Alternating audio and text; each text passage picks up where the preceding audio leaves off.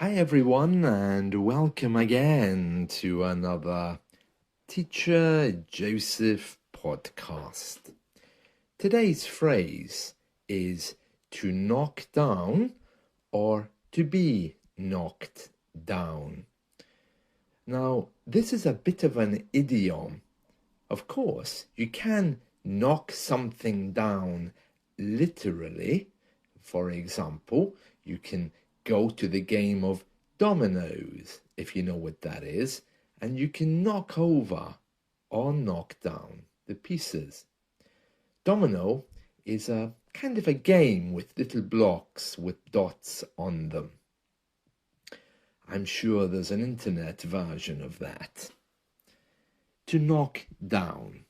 But metaphorically, we always use this phrase when we are talking about people involved in car accidents. So, for example, if a car hits you on the road, then you've been knocked down. You may hear someone in a car saying something like, "Oh my goodness, I knocked someone down by mistake.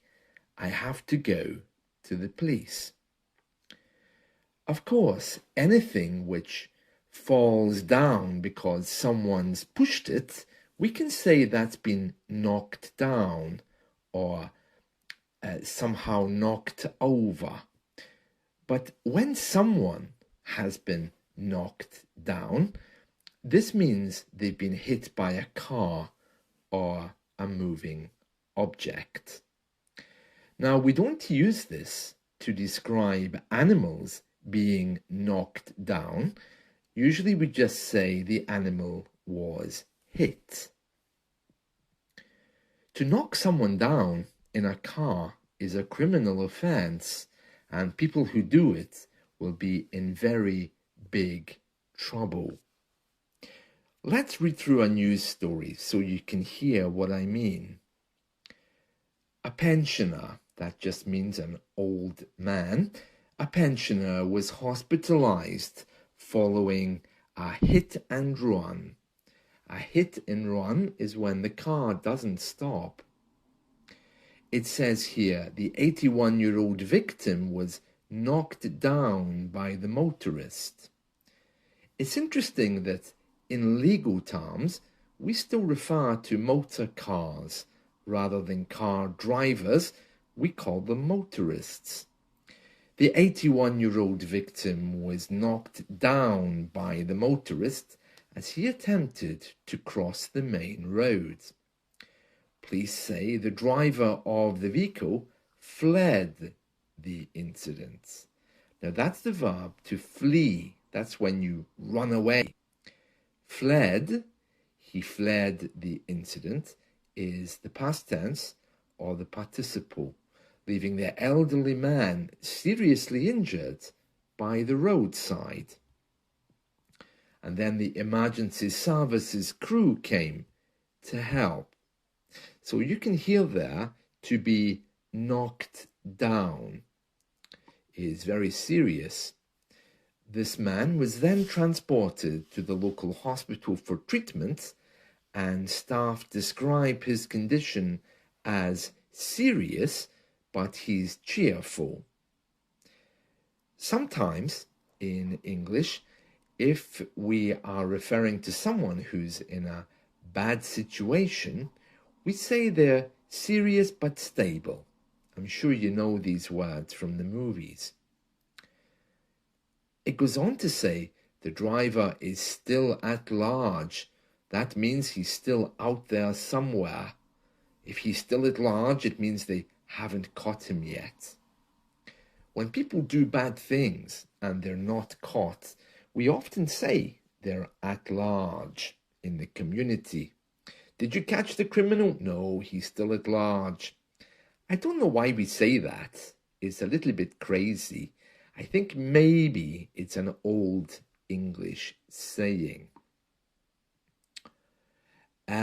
It looks like they caught the vehicle though, because it says here The driver is still at large, and the road police, we have special transport police, have launched an investigation into finding who is responsible. They say the vehicle involved was later found, but nobody was in it. Well, I mean, if they have the vehicle, I'm sure they'll be able to trace the man or woman, because the registration plate will tell them. It says here, the vehicle is undergoing examination and extensive inquiries are ongoing to find the occupants. And then the police are appealing for anyone who saw anything. And they're saying, I would also ask drivers with dash cam, that's those cameras that sit on the dashboard, or anyone with personal footage to check to see if they saw anything. And if you have any information, please call us. Very interesting, isn't it? Very interesting. So that is to knock down. You can also use this phrase if you want to talk about knocking down something on the table. For example, my little cat, he likes to walk around, and if there's something on the table he doesn't like, he knocks it down onto the floor. If he knocks it down to the floor, we use knock down. But if he just knocks it over, maybe it doesn't go down anywhere. Maybe it just stays on the table. Some people say knocked down instead of knocked over. It depends on exactly what you want to say or how you speak. Let's look at some more examples. The strong wind knocked down a tree.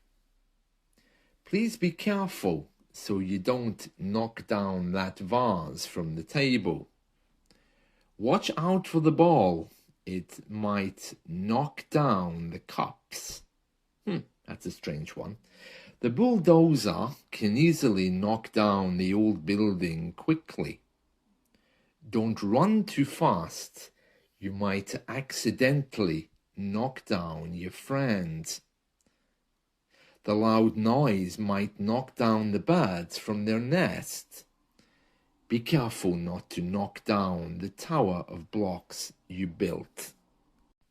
When we push something over, we knock it over or we knock it down.